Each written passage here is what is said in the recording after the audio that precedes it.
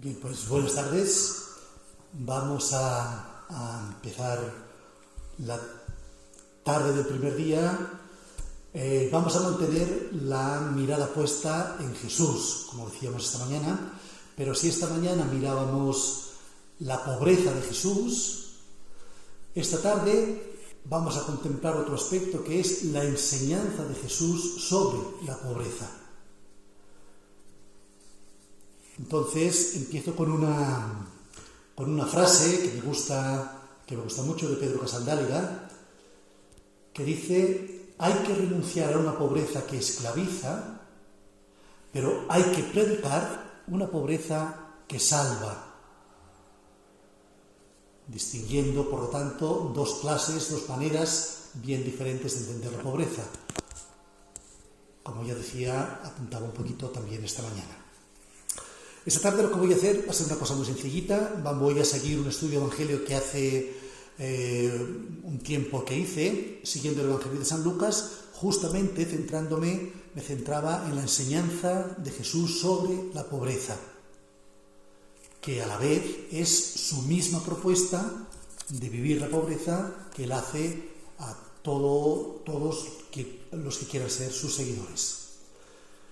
Jesús no solo vive pobre, como los pobres, sino que entiende su misión como el anuncio de la buena noticia de Dios a los pobres, que Él vivirá aceptando la pobreza, y esto en una pugna dura, complicada, difícil, con la idolatría del dinero.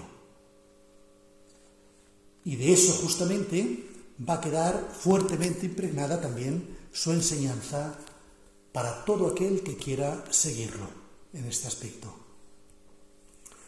Por lo tanto, Jesús pobre enseña a sus discípulos a vivir y aceptar la pobreza en múltiples enseñanzas a lo largo de los evangelios, a la vez que invita a estar en una vigilancia permanente contra la seducción de las riquezas. Esto conecta con el primer capítulo del Génesis, cuando Eva es seducida por la serpiente, símbolo del mal, para comer la manzana. Justamente el mal tiene este aspecto de belleza, de atracción, de seducción, que también tienen las riquezas. Toda la acción y la misión de Jesús se ha de entender, pues, desde su conciencia de ser enviado por el Espíritu de Dios a anunciar la buena noticia a los pobres. Y Lucas, esto que se expresa en el capítulo 4, ya lo preanuncia en los Evangelios de la Infancia, cuando nos dice que el anuncio, la buena noticia, es comunicada en primer lugar a los pobres, la buena noticia del nacimiento del Mesías, de Jesús. En las bienaventuranzas, en la versión de Lucas, Jesús indica la felicidad de los pobres, que son aquellos que ponen su confianza en el Dios del reino.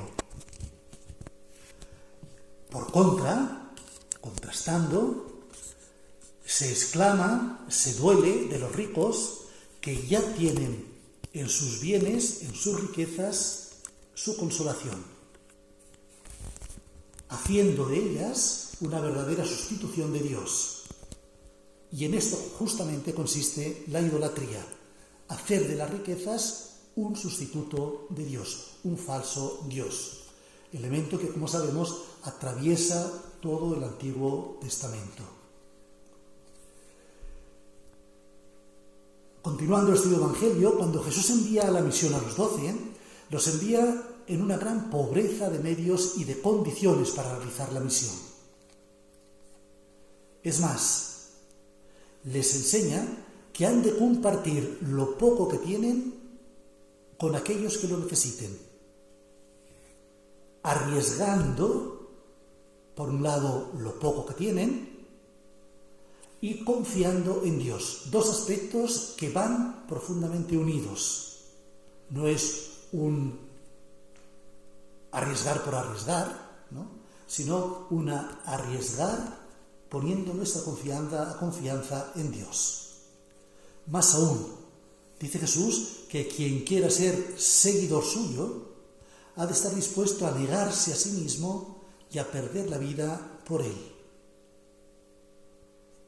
Dos actitudes de aceptación de una pobreza radical que es a la vez expresión, la otra cara, de una gran riqueza, la opción por el tesoro más grande, que no es otra cosa que tener a Jesús. Esto es lo que Jesús hace, y por eso convida a sus discípulos a grabar esto mismo en sus corazones, a acogerlo, a escucharlo de corazón.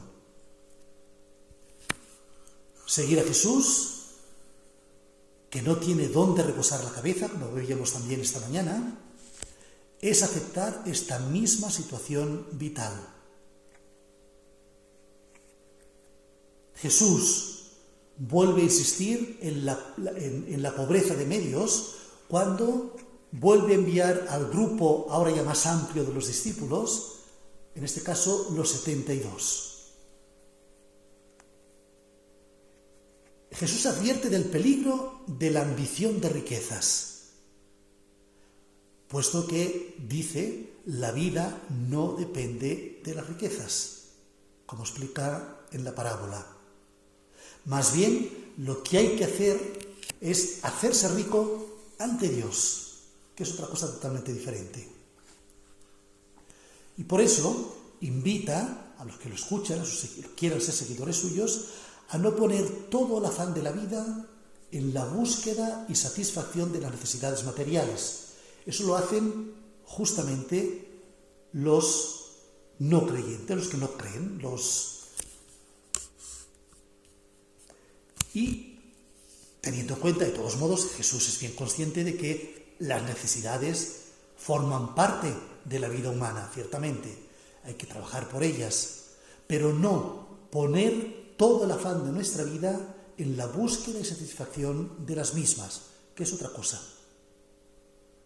Y hacerlo confiando en Dios y su reino, buscando poner en Él el corazón y no en las bolsas de riquezas materiales. Y esto se hace y se verifica compartiendo los propios bienes con todas aquellas personas que tienen necesidad de ellos. Continuando el estudio del Evangelio, Jesús convida a sus seguidores a invitar a los pobres, inválidos, cojos y ciegos a las fiestas, a los encuentros propios. Es decir, a aquellos que no podrán devolver la invitación. Y en esto mismo se convierte esta invitación, pues, en un signo de gratuidad y de compasión. Dos aspectos que van siempre vinculados a la pobreza evangélica. Gratuidad y compasión. Y aún más en la parábola de los invitados al banquete, Jesús dice que son los pobres los que aceptan la invitación al banquete de Dios. Y por contra, son los ricos, los que tienen, aquellos que rechazan esta invitación. No tienen necesidad de la invitación de Dios, ni de Dios mismo. Tanto es así que Jesús pone 3 condiciones a todos aquellos que quieran seguirlo. Han de amarlo más que a la propia familia y que a sí mismo. Han de estar dispuestos a cargar con la cruz y han de renunciar a todos los bienes. Aquí, en esta cita, en Lucas 14, 25, 27 y también lo vuelve a repetir en 33, justamente estos versículos son los que el Padre Sevier utiliza para estructurar la segunda parte del verdadero discípulo.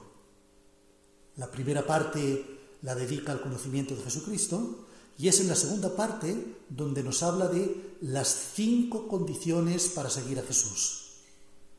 4 de ellas corresponden literalmente a esta cita: renunciar a la familia, renunciar al propio espíritu, a nosotros mismos, renunciar a las riquezas del mundo y cargar con la cruz.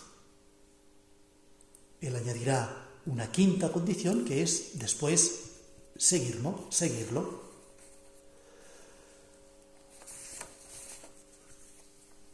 En cambio, por otro lado, Jesús elogia a quien sabe hacer un buen uso de los bienes para ganarse amigos ante Dios.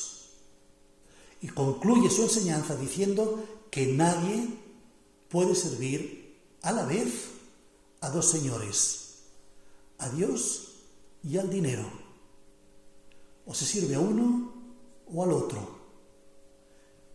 Y aquí vuelve a surgir aquello, la disyuntiva, la alternativa entre servir a Dios o al falso Dios, que es el dinero o la riqueza. A los que siguen el dinero están muy cogidos, tienen puesto su corazón, sus expectativas, su esperanza en el dinero, en poseer. A ellos Jesús los interpela con la parábola de Lázaro y el rico. Una parábola que es realmente magnífica en el contraste que presenta San Lucas. En esto es magnífico la diversidad de situaciones que tiene uno y otro, ¿no? Y finalmente, como Jesús enseña, ¿no?, a través de esta parábola, que la riqueza ha de ser para responder a los hermanos necesitados, en el momento que lo necesitan, no después, en otro momento, porque entonces ya no podrá realizarse. Y acaba diciendo Jesús que esta enseñanza de que la riqueza es para compartirse con los hermanos es la enseñanza que resume toda la ley y los profetas. Más aún, esta enseñanza es la que el hilo conductor de la tradición de los padres de la Iglesia, y que justamente el recientemente fallecido hace pocos meses, el teólogo jesuita González Faus, recoge de una manera extraordinaria en aquel librito Vicarios de Cristo, que son los pobres, con los textos recogidos de todos los padres de la Iglesia sobre esta cuestión. Y que a la vez se retoma en la historia de la Iglesia a través de la doctrina social de la Iglesia, en uno de sus principios principales de la doctrina social de la Iglesia, que es el destino común de los bienes terrenales. Jesús aún amonesta a los discípulos porque también pueden constituirse, como la propia riqueza, en un obstáculo entre él y los pobres. En un caso, respecto a los niños, que son la imagen también de los pobres, de los más pequeños, de los que no cuentan, y en otra situación es en el ciego de Jericó, que también los apóstoles, cuando él clama para llamar la atención de Jesús, lo invitan a que calle, a que no moleste al maestro. Eso es una tentación que tenemos siempre a mano los seguidores de Jesús, ser un obstáculo entre los pobres y él. Pero es que Jesús todavía da un paso más. Para acoger, dice, el reino de Dios, hay que tener la actitud de los niños y de los pobres. La oferta de Jesús a un hombre rico, que quiere obtener la vida eterna, es, además de cumplir los mandamientos, Jesús lo invita, lo recordamos, a repartir sus bienes entre los pobres y seguirlo. Él se le hará duro, inviable esta opción y no seguirá a Jesús. Cosa que en cambio sí que han hecho los discípulos. Señor, nosotros lo hemos dejado todo por seguirte. Y a ellos Jesús les promete bienes ahora ya en la tierra y también la vida eterna, es decir, la vida misma, participar de la misma vida de Dios. En Zaqueo vemos cómo Jesús contagia, irradia esta manera de vivir suya, de vivir la pobreza. Zaqueo repartirá sus bienes entre los pobres y restituirá a los que ha robado todavía más. En este juego de acogidas, él acoge a Jesús porque él ha sido antes acogido por Jesús y no rechazado como hacen los demás. Dice Jesús que ha entrado en este hecho, a través de este hecho de repartir sus riquezas con los demás, entra la salvación de Dios en su vida, en su casa, que no es otra cosa esta salvación, sino vivir la vida que Dios quiere para todas y todos sus hijos. Avanzando en el Evangelio de Lucas, Jesús todavía enseña a través de una situación concreta a sus discípulos a saber ver, a ver y valorar los pequeños gestos de la gente pequeña, de los más pequeños, en este caso el de una viuda pobre. Conocemos bien el texto. De hecho, en las palabras de Jesús, podríamos decir que podemos descubrir una identificación de Jesús con ella, puesto que dice de ella, esta mujer ha dado lo que tiene para vivir y no de lo que le sobra. ¿Y qué es lo que nos da Jesús sino su propia vida? Lo que a Él tiene para vivir es lo que nos da. Por eso, de alguna manera, hace un tiempo que lo descubrí, esta imagen de la viuda pobre anticipa, es una imagen también de la entrega total de Jesús. Nos da lo que tiene para vivir. Jesús finalmente enseña a sus discípulos cómo han de ser las relaciones entre ellos y con los demás. No unas relaciones de poder, sino de servicio, tal y como Él ha hecho toda su vida. En esto, y este será una de las señales, de los distintivos de sus discípulos, a diferencia, como sabemos, de los ricos, los poderosos, las autoridades del mundo, que son los que utilizan, abusan, se enriquecen a costa de los demás.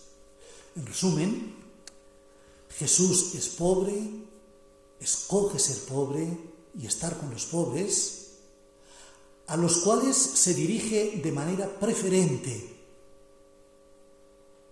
como veremos también en otros momentos, y enseña a sus seguidores y a todos los que quieran acoger sus palabras, a vivir esta misma pobreza. Una pobreza que tiene a Dios, el Padre, por riqueza. De hecho, Pablo dirá de Jesús que con su pobreza nos ha enriquecido a todos. Esta es la verdadera pobreza de Jesucristo y del Padre, una pobreza que enriquece, que enaltece, que dignifica a todos los que encuentra en su camino, a todos los que quieran acogerlo. Y eso en contraste con la pobreza que hunde, destruye e impide vivir, con tantos rostros que se nos presenta, que es justamente la que es causada por los hombres, por el mundo. Pobreza que es la que se tiene que denunciar y combatir como hace el mismo Jesús.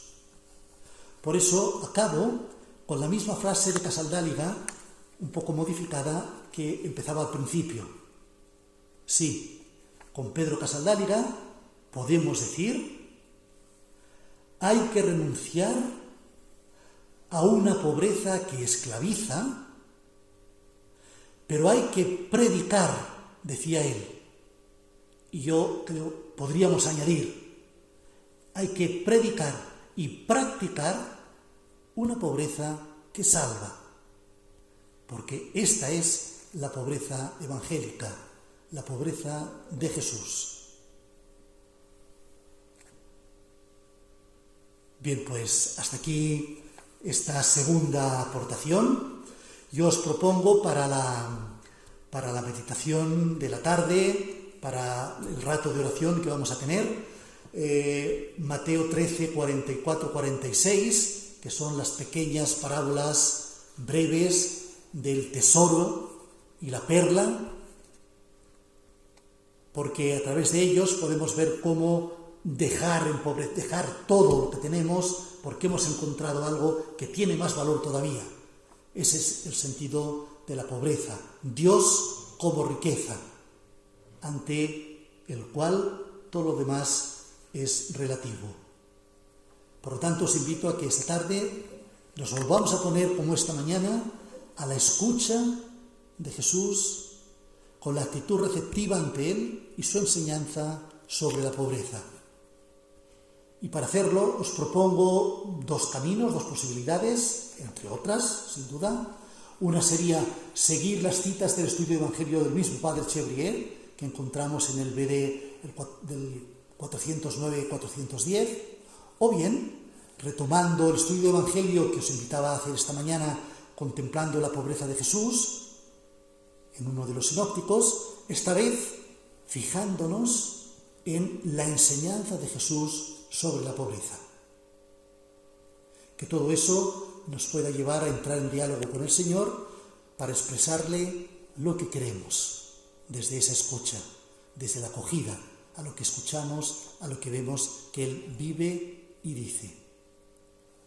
Y hacerlo, de nuevo, con la admiración agradecida del Padre Chevrier, la primera parte de la oración que hacíamos esta mañana.